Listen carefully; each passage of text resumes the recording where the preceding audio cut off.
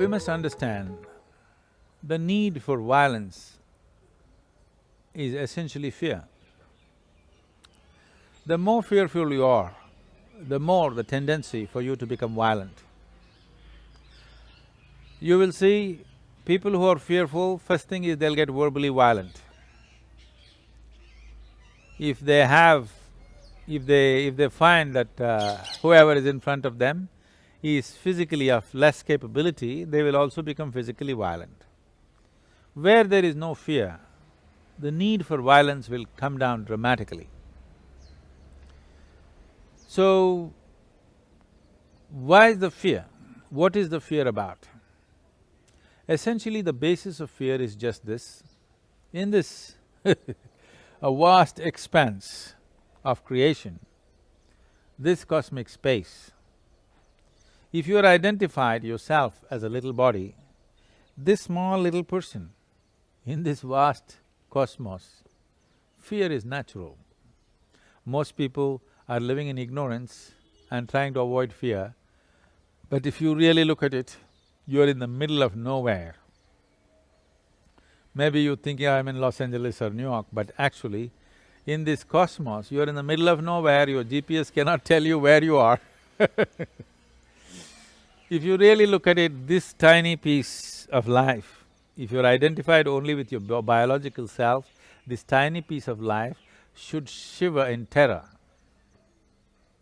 One way of avoiding this is not look at all those things, think you are the greatest nonsense on the planet and go on. That'll work for some time, and when life and death gives you a taste of it, then fear will come anyway.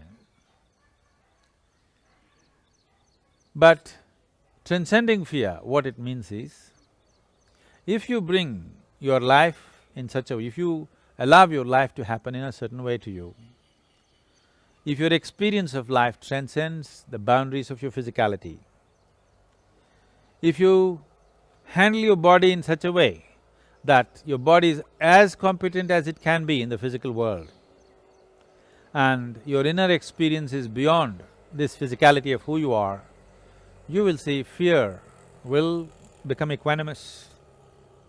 One thing is you're physically competent, which makes you physically efficient and competent to handle the physical world. One who is physically fit walks into physical situations without much fear simply because of physical competence.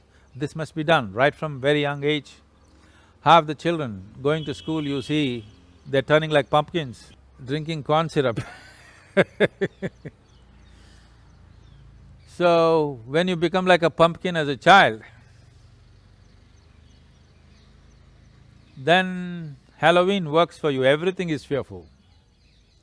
If you're fit and competent and you're ready to fight the dragons then your physical self is competent. Because of that, a whole lot of fear is taken care of. And the other dimension is, your inner experience has transcended your physicality, then there is no fear at all. Now, you have transcended violence on both levels because physical is always under threat, we need to understand this. Physical is not a permanent fixture, physical is under threat. When we say we are mortal, what it means is, physicality is under threat always, that's the nature of physicality. Physicality is not an indestructible process, physicality is a fragile process. We can make it strong, but it's still a fragile process. So if these two dimensions are handled, that physical competence of a certain caliber and an inner experience which is beyond physicality, fear is handled. If fear is handled, transcending violence naturally happens. This is what Kalari is trying to do, a discipline which brings an enormous physical competence. At the same time, there is a meditative dimension to it which is striving to bring that experience beyond physicality.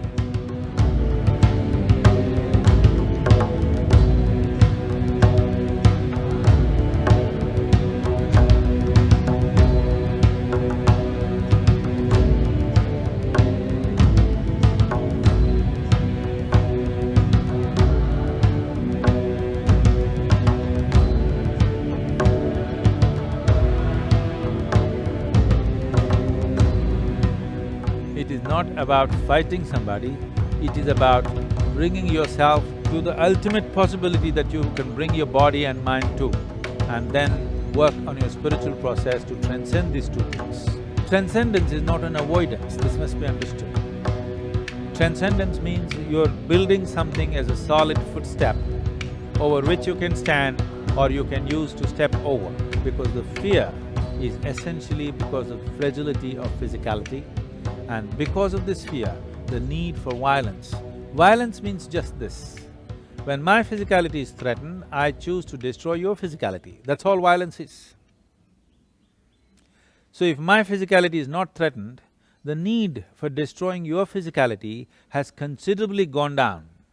There may be other reasons, but still considerably gone down within me. If there is no threat to my physicality, the need to destroy your physicality or harm your physicality has gone down dramatically within myself. That is one level, and another level is to have an experience beyond my own physicality, that even if my physicality is threatened, the need to destroy the physical nature of the other has gone down, because my experience of life is beyond my physical nature.